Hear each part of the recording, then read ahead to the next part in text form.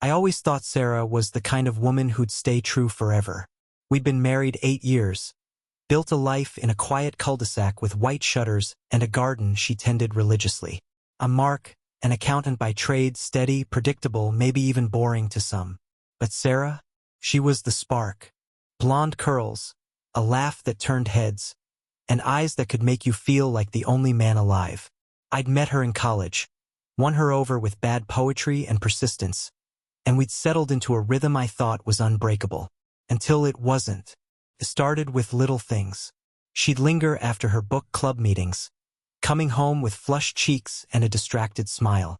I'd ask how it went and she'd shrug, say fine, and change the subject. I didn't push. Why would I? Trust was our foundation.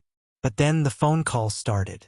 Late at night, she'd slip out to the porch, her voice a low murmur I couldn't catch. I'd lie in bed, staring at the ceiling, telling myself it was nothing. Work, maybe, or her sister who'd been having a rough year. Anything but what it might be. One Tuesday, I came home early. Tax season was over, and I wanted to surprise her with takeout from that Thai place she loved. The house was quiet, too quiet. Her car was in the driveway, but she wasn't inside. I found her purse on the counter, her phone buzzing unattended. A name flashed on the screen, Tom. My stomach twisted. Tom was her childhood friend Lisa's husband. I'd met him a dozen times. Tall, loud, the kind of guy who clapped you on the back too hard. Why was he calling her at 3 p.m. on a weekday? I didn't touch the phone. I just stood there, the takeout bag growing cold in my hand, until I heard her laugh outside. She came through the back door, breathless. Her hair mussed like she'd been caught in a windstorm. "Oh, you're home," she said, startled. "I was just gardening." I glanced at the yard. The roses looked untouched. I nodded, forced a smile, and we ate in silence. That night I couldn't sleep. Something was wrong, and it was gnawing at me like a splinter I couldn't pull out. The next few weeks were a slow unraveling. I started noticing things I'd missed before. Sarah's perfume lingered differently, sharper, muskier, not the floral scent I'd bought her for Christmas. She'd leave for errands and come back hours later with nothing to show for it. Once, I found a receipt in her coat pocket. Coffee for 2 at a cafe I'd never heard of, 30 miles away. I asked her about it casually. "Hey, when'd you go to Brew Haven?" She froze, then laughed it off. "Oh, with Lisa. Girls' Day." But Lisa had been posting about a work trip to Seattle that same weekend. I didn't call her out. Not yet. I started watching her closer.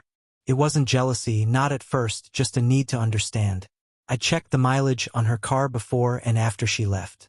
I'd scroll through our joint bank account late at night, looking for patterns. Small withdrawals, cash mostly, nothing big enough to raise an alarm. But they added up. Then there was Tom. He kept popping up. A text here, a call there. I'd hear her giggle in the next room, her tone lighter than it had been with me in months. I told myself I was paranoid. People drift, right? Marriages ebb and flow. One night, I followed her. She said she was meeting Lisa for drinks, but I couldn't shake the feeling. I waited 10 minutes, then drove to the bar she'd named. Her car wasn't there. I circled the block, then headed toward Tom and Lisa's neighborhood, a 20-minute drive. Sure enough, her sedan was parked 2 streets over, half hidden by a row of oaks. My hands shook on the steering wheel. I didn't go closer, I couldn't. Not yet. I drove home, parked, and sat in the dark, replaying every moment of the last 8 years. When she came back at midnight, smelling of that unfamiliar musk, I pretended to be asleep. She kissed my forehead, and I felt nothing but ice. I needed proof. Suspicion was eating me alive, but I'm not the kind of man who confronts without evidence. I'm methodical, numbers don't lie, and neither would facts. I bought a small GPS tracker online, the kind hunters use for gear. It arrived in a plain box, and I slipped it under the passenger seat of her car while she showered. That Friday, she said she was going to a craft fair with a friend. I nodded, kissed her goodbye, and watched her drive off. Then I opened the app. The dot moved north, past the fairgrounds, toward Tom's house. It stopped there for 3 hours. I sat at the kitchen table, staring at the screen, my coffee untouched. When she came home, she had a woven basket she claimed she'd bought. "It's cute, right?" she said, holding it up. I smiled, said it was great. That night, I dug through her purse while she slept. No receipt for the basket. Just a crumpled note with Tom's handwriting. "Same time next week?" I didn't sleep. I started planning. I called in sick the next day and drove to Tom's place when I knew he'd be at work. Lisa was gone too, her car wasn't there. I parked a block away and walked the perimeter. Their backyard had a tall fence, but I found a gap near the shed. I saw it then. Sarah's scarf, the blue one I'd given her, draped over a patio chair. My chest tightened. I took a photo, then left before anyone could spot me. Back home, I dug deeper. I logged into our cloud backups. Sarah never changed her passwords. There were photos, dozens of them, synced from her phone. Most were mundane, but a few were locked in a hidden folder. I guessed the code, our anniversary, and there they were, her and Tom, smiling at a diner, laughing by a lake, holding hands in a car. My car. The betrayal wasn't just hers, it was his too. Tom, who'd toasted me at our last barbecue, calling me the best guy he knew. I closed the laptop, my hands steady now. Anger had replaced the hurt. I didn't confront her yet. Couldn't. Not until I knew how far this went. I started tailing Tom instead. He worked construction, owned a small crew that built houses in the county. I'd drive by his sites, watch him yell orders, laugh with his guys. He didn't look like a man hiding anything, but I knew better now. One afternoon, I followed him after work. He didn't go home. He stopped at a motel off the highway, the kind with flickering neon and peeling paint. Sarah's car was already there. I parked across the street, watched them meet in the lot. She ran to him, threw her arms around his neck. They disappeared into room 12. I waited an hour, then walked over. The window blinds were cracked, and I saw enough. Her hair spilling over the pillow, his shadow moving over her. I didn't need more. I took pictures with my phone, time-stamped, clear as day. Evidence wasn't just for me now, it was for what came next. I started researching. Divorce laws, asset splits, how to protect what was mine. But that wasn't enough. Sarah had gutted me, and Tom had smiled to my face while doing it. They didn't deserve a clean break. I remembered a guy from college, Dave, who'd gone into private investigation. I called him up, told him everything. "I need dirt," I said. "On both of them." Dave didn't hesitate. "Give me a week," he replied. While I waited, I played the part. I cooked dinners, asked Sarah about her day, even held her hand on the couch. She seemed happier, oblivious. I wondered if she felt safe, if she thought I'd never catch on. That thought fueled me. I wasn't just going to end this, I was going to ruin them, piece by piece. And I'd smile while I did it, just like Tom had. Dave came through faster than I expected. For days later, he met me at a diner, slid a manila envelope across the table. "You sure you want this?" he asked, eyeing me like I might break. I didn't answer, just opened it. Inside were photos, bank records, texts. Tom had been skimming cash from his crew, underreporting jobs to dodge taxes. Sarah had wired him small amounts from our savings. Nothing huge, but enough to sting. There were messages too, pulled from some app they thought was secret. "Miss you already," she'd written. "Mark's clueless," he'd replied. I read that line twice, let it burn into me. I thanked Dave, paid him in cash, and drove home with a plan forming. First, I'd hit Tom where it hurt, his business. I contacted a friend at the IRS, tipped them off anonymously about unreported income. Construction's a cash-heavy game. Easy to bury, hard to defend when someone's looking. Next, I turned to Lisa. She deserved to know, but I'd let her find out slow, let the humiliation sink in. I mailed her a single photo.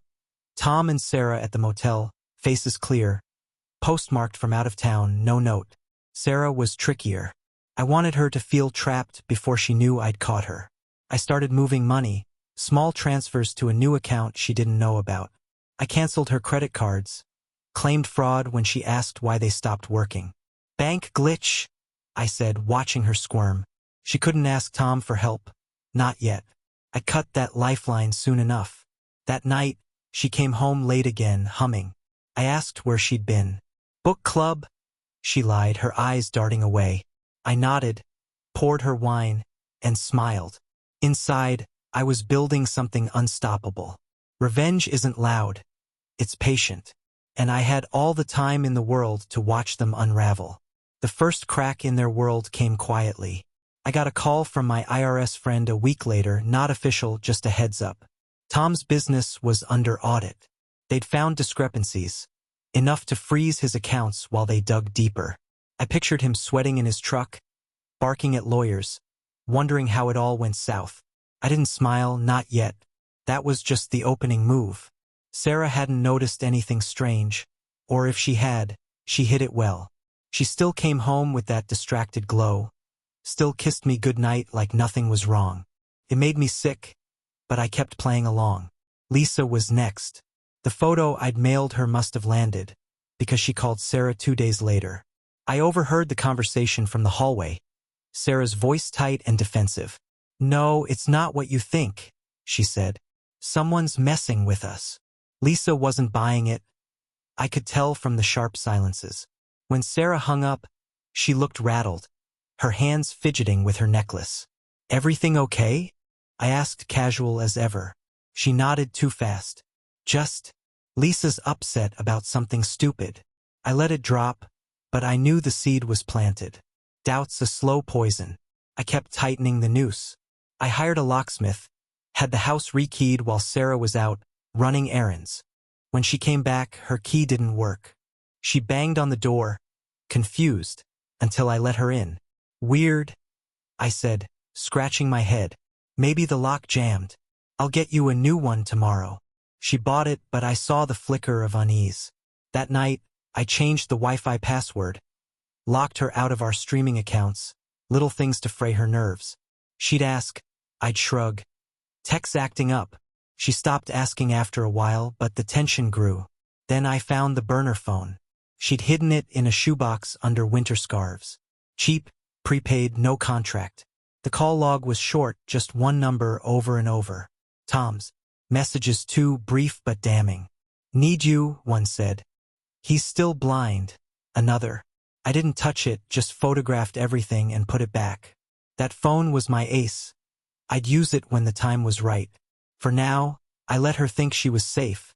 Let her sink deeper into her own trap. Tom's life started crumbling faster than I'd hoped. The audit turned into a full investigation, whispers of fraud, maybe jail time. His crew walked out when paychecks bounced, and I heard through a mutual friend that Lisa had kicked him out. She hadn't confronted Sarah directly, not yet, but the silence between them was deafening. Sarah felt it too. She'd pace the kitchen, check her phone, mutter about Lisa being dramatic. I'd nod, stir the pot, literally and figuratively, while cooking dinner. "She'll come around," I'd say, watching her squirm. I upped the pressure at home. I drained our joint savings, moved it all to my new account. When Sarah tried to buy groceries and her card declined, she called me, voice shaking. "What's going on with the bank?" I played dumb. "No idea. I'll call them tomorrow." She had to use cash from her purse. Petty cash I'd left her, like an allowance. She didn't suspect me, not yet, but the cracks were showing. She'd snap at little things, like the TV remote not working. I'd hidden the batteries. Her perfect little world was unraveling, and I was the ghost pulling the strings. Then I struck at Tom again. I'd kept Dave on retainer, and he'd dug up gold. Tom had a side hustle, shady loans to desperate subcontractors. I leaked it to a local reporter, anonymous tip, grainy photos from Dave's stakeouts. The story hit online that Friday, local contractor tied to predatory lending. By Saturday, Tom's truck was gone from the motel lot. I drove by his house. Lisa's car was there, his wasn't. He was running out of places to hide, and Sarah was running out of excuses. That night, she came home late, eyes red. "Rough day?" I asked. She just nodded, went to bed. I stayed up, planning the next move. The burner phone became my weapon. I waited until Sarah was out, another vague errand, and cloned it with a cheap device Dave recommended. Every call, every text, synced to my laptop now. She didn't know I was listening when she whispered to Tom that afternoon, her voice trembling. Lisa's losing it. She thinks Tom, we need to stop. His reply was gruff. Too late for that. Mark's still in the dark, right? She hesitated. Yeah, I think so. I smirked at the screen. They were scared, cornered, and I hadn't even shown my hand. I decided to push Lisa over the edge. I printed more photos, Sarah and Tom at the lake, the diner, the motel, and mailed them to her office this time, marked urgent. I added a note, typed, no signature.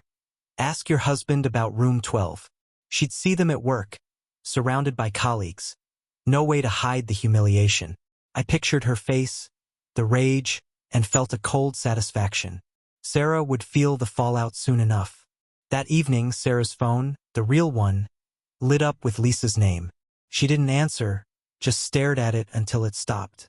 When she looked at me, her eyes were hollow. Lisa's mad about something, she said, testing me. I shrugged. Sounds like her problem. She nodded, but the doubt was there, eating at her. Later, I checked the burner clone. A new text from Tom. Lisa's got pics. We're screwed. Sarah's reply. How? Mark doesn't know. I almost laughed. She was so close to the truth and still blind. I kept the screws turning.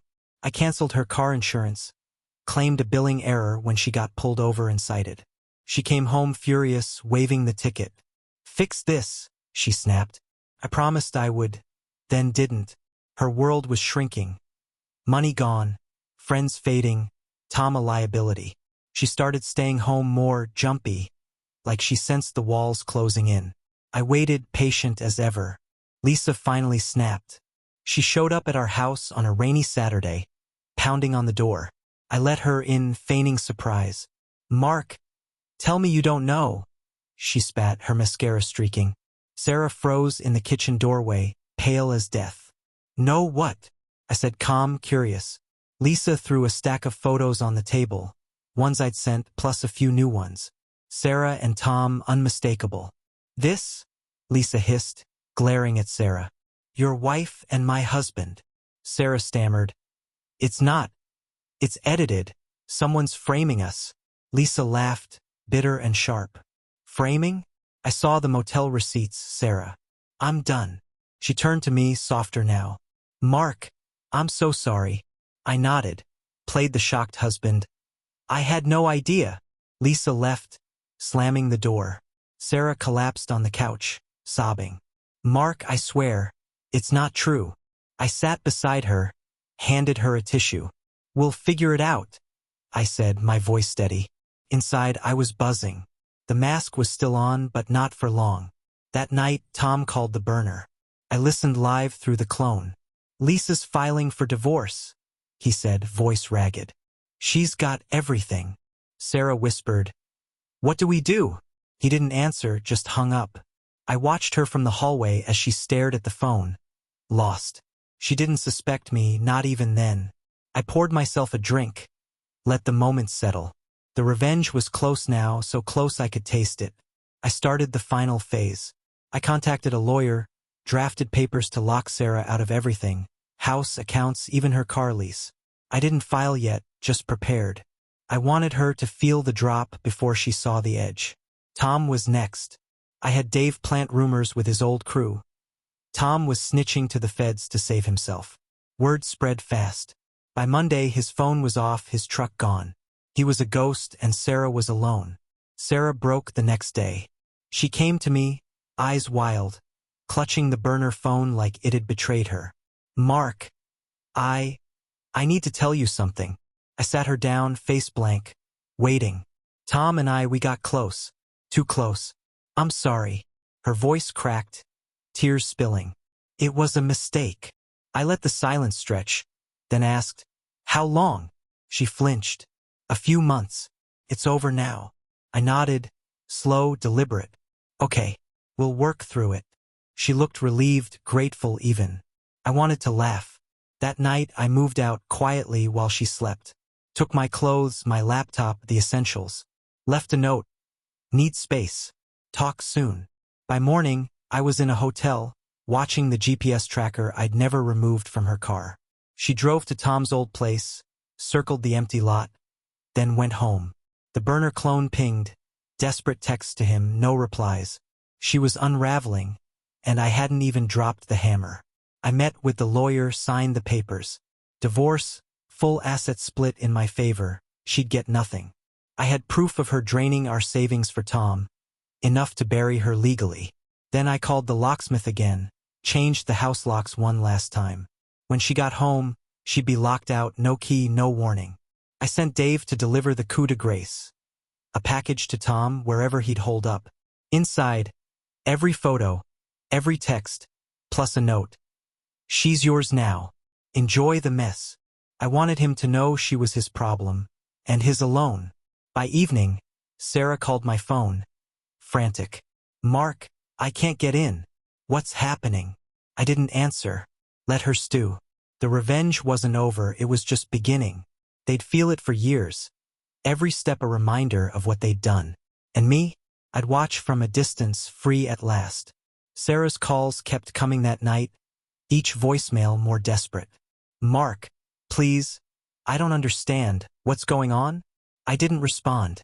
Let her stand on the porch, rain-soaked and confused, locked out of the life she'd torched. By morning, the GPS showed her car parked at a cheap motel. Not the one she'd shared with Tom, but close enough to twist the knife. She'd figured out the bank cards were dead too. I'd canceled the last of them. No money, no home, no answers. I leaned back in my hotel chair, sipping coffee, and let the silence do its work. Tom was harder to track now. Dave said he'd skip town, probably crashing with some old buddy from his crew days. The package I'd sent would find him eventually. Dave had his ways. I imagined him opening it, seeing those photos, reading my note. He'd know Sarah was a sinking ship, but he'd also know I'd rigged the leak. His business was gone, his marriage ashes, his reputation poison. I'd made sure every bridge he had was burned. Still, I wasn't done with him. I called Lisa next. She picked up, voice raw. Mark, I can't believe it's you. I played the grieving ally, told her I'd just found out that Sarah had confessed.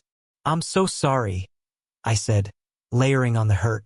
She bought it, vented about Tom, thanked me for being one of the good ones. Then I dropped the bait. Lisa, there's something you should see. I'll send it over. I mailed her a USB. Every text from the burner clone, every photo timestamped. She'd have ammunition for her divorce, and Sarah's name would be mud in their circle. Checkmate. That afternoon, I watched the house cameras, remote ones I'd installed months back.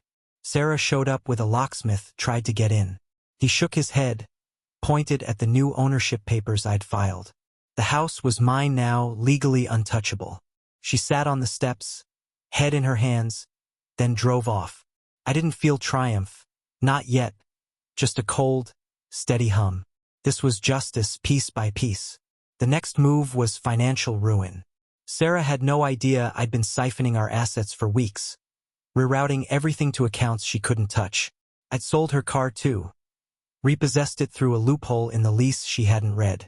When she called the dealership, furious, they told her it was gone, paid off, no recourse. I donated the cash to a charity in her name, tax-deductible, untouchable. She'd get a thank you letter eventually, a bitter little jab.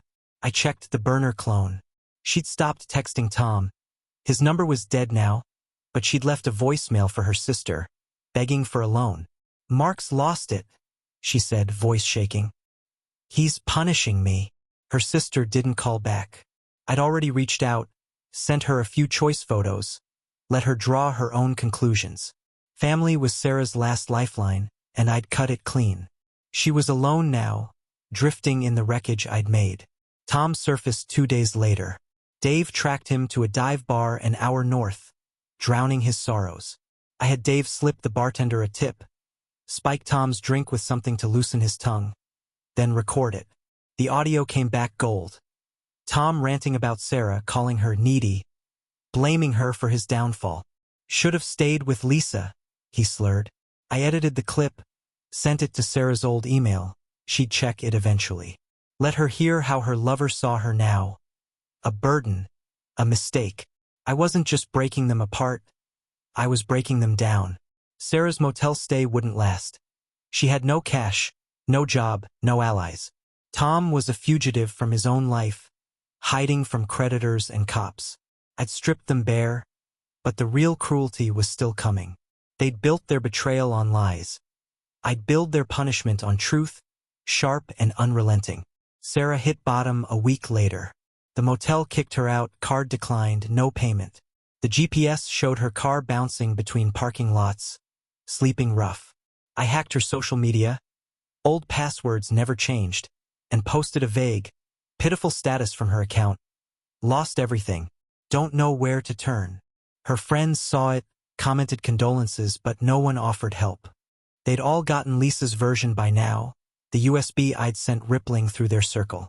Sarah was a pariah, untouchable. I turned to Tom's endgame.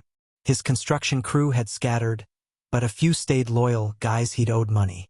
I found one, a burly ex-con named Ray, at a gas station. Slipped him $1,000 in cash and a story.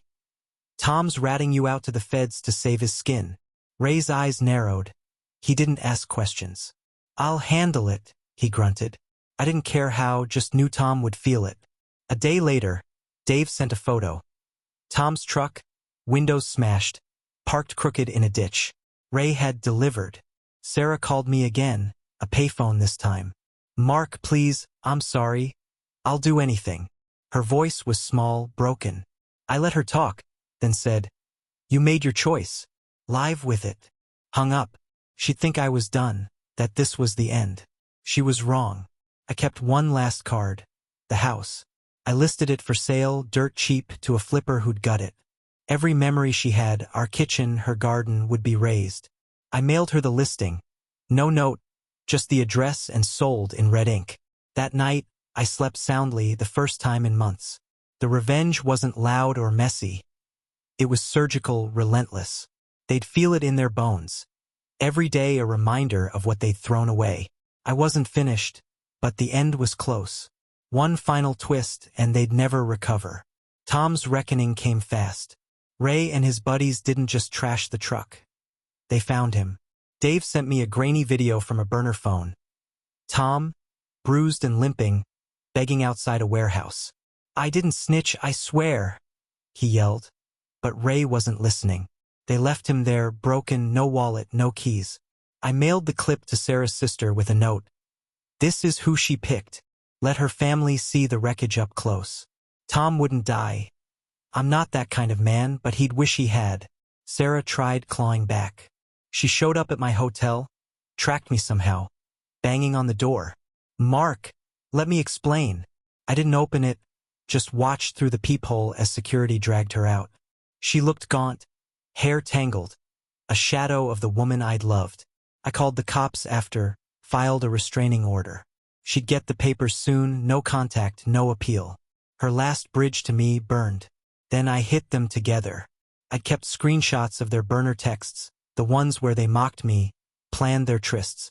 I printed them, hundreds of pages, and plastered them across town. Tom's old job sites, Sarah's book club haunt, Lisa's office. No names, just enough detail for anyone who knew them to connect the dots. By noon, my phone buzzed with texts from mutual friends. Is this real? I didn't reply. Let the rumor mill grind them to dust. The house sale closed that day. The flipper sent photos, walls down, garden ripped up. I forwarded them to Sarah's email. Subject line, Home Sweet Home. She'd see it eventually, wherever she'd landed. Tom was off the grid now, no trace. I'd broken them separately. Now I'd let the world break them together. One last move and I'd walk away clean. The finale was quiet, deliberate. I tracked Sarah's car one last time. Parked at a shelter, engine cold. She'd hit rock bottom. No fight left. Tom surfaced in a jail log, picked up for drunk and disorderly. No bail. I'd won, but victory isn't gloating. It's closure. I gathered every photo, every note, every shred of their affair, and burned them in a steel drum behind the hotel. Watched the flames eat 8 years of my life, felt the weight lift. Then I delivered the kill shot. I'd kept a voicemail from Sarah. Early in the mess, her giggling to Tom. Mark's so dull, he'll never suspect. I edited it, looped it, added a slideshow of their pictures, motel, lake, diner. Uploaded it to a fake account online, tagged their old friends, Lisa, even Tom's crew. By morning, it had hundreds of views, comments piling up. Disgusting. Pathetic. Karma's real. They'd see it or hear about it, and know there was no hiding. Their shame was public, permanent. I sold my car, moved an hour away, started fresh. New job, new place, no baggage. Sarah sent one last letter, handwritten, mailed to my old office. I'm sorry. I'm nothing now. I didn't write back. Tom faded into rumors, jail, then nothing. Lisa rebuilt, thanked me later over coffee. You didn't deserve this, she said. I nodded, said little. The revenge wasn't loud or bloody. It was total. I'd stripped them of money, homes, trust, dignity. Every thread they'd woven their lives with. They'd betrayed me in secret. I destroyed them in daylight. And now, I'm free. They'll carry the scars forever. While I walk away, lighter than I've ever been. That's the cruelest cut of all. I won by letting go.